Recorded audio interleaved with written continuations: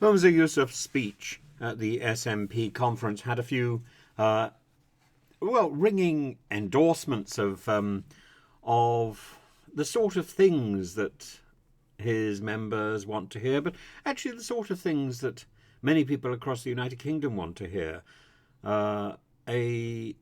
His vision of Scotland is one that will not tolerate Islamophobia or anti-Semitism. Those two go together. You can't have a country that tolerates Islamophobia. You cannot have a country that tolerates anti-Semitism. And you can't have it by the back door. You can't have people being hustled off the street for waving a flag. And that's number one. Number two, he points out that independence will be right at the heart of the next manifesto. It'll be on the front page. Building a better Scotland.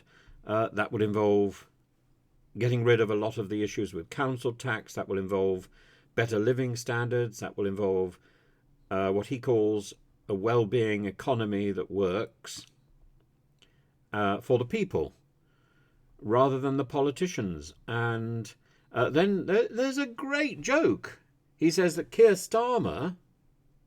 Clearly, I don't think he needs to attack Rishi Sunak, because Rishi Sunak is not going to be his adversary in the next general election. His adversary is the Labour Party. So he attacks Keir Starmer, and it's a brilliant attack. Keir Starmer wants growth, growth, growth. But Keir Starmer also supports Brexit, Brexit, Brexit. And he talks convincingly, I think, about the failed UK Brexit economy. And I've reached out to people again and again and again, and I've said, tell me, what has Brexit actually delivered? Can you tell me some Brexit successes? And yes, I know there's a German flirtation with some possibility of trade at the moment, which is being slightly poo-pooed by the rest of the European Union, but it's there, and this made Anne Widdecombe very excited the other day. But it's simply talk, isn't it?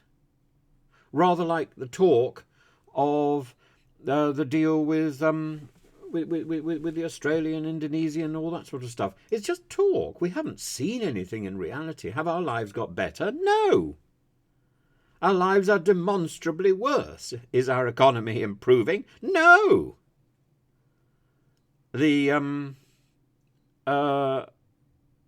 inflation is going down very slightly, but it's insignificant, really, compared with the promises that were made about how life was going to be so much better after Brexit. Well, the Brexit vote was quite a long time ago. And things have not got better. Things have got worse. And we can blame Theresa May. Oh, wouldn't we like that? We can blame Boris Johnson.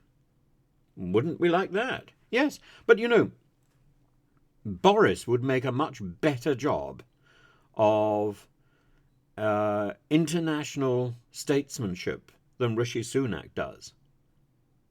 Rishi Sunak, I mean, you know, where is he at the moment when we need a leader? He's nowhere. He's nowhere. He's barely present.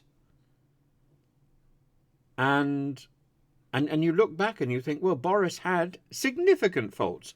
Oh my goodness, you can't hide those faults. But he did know how to turn a phrase, and he did know how to seize the world stage. And I think the Israeli Gaza conflict could have done with a lead from Boris.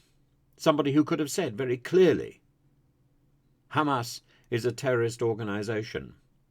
Israel has our backing, but the siege of Gaza is wrong. 3 sentences, very clear. And the problem is, the people who are promoting ideas are people who've been thumping on about this for a long time, and they want to raise the whole history of this issue. This history is complex. But actually, the moral position is very clear. And by ducking the definition of Hamas as a terrorist organization, you weaken the support for Palestine. By ducking the condemnation of the Hamas border crossing, the hostage taking, the killing, the atrocity, by weakening that, you don't in any way deal with Israel's right to self-defense, which is something that every country has. And as for the Gaza siege, that is not the only inevitable consequence of this. And there is a difference between self-defense and invasion. We condemn Hamas for the invasion. We should do the same thing to Israel for invading the Gaza Strip. It's an invasion, is it not? We condemn Russia for invading Ukraine. It's an invasion, is it not? It seems to me to be very clear. And I would imagine that Humza Yousaf is also clear about this. And Humza Yousaf has a vested interest in this, as his in-laws are stuck in Gaza. And what has Britain actually done about it? Oh, we've talked to Egypt. It's not enough. It's not enough. You know, talking to Egypt when your immediate family are stuck in a diabolical position, when there are other solutions, when there are other routes, when we have boats, when we have so many options, when we should be putting pressure on Israel to deal with those options. In fact, Hamas doesn't just have between 150 to 200 hostages. It has an entire Gaza Strip full of hostages. And the bombing of the Rafah exit yesterday is another diabolical act of sabotage, a sabotage of peace.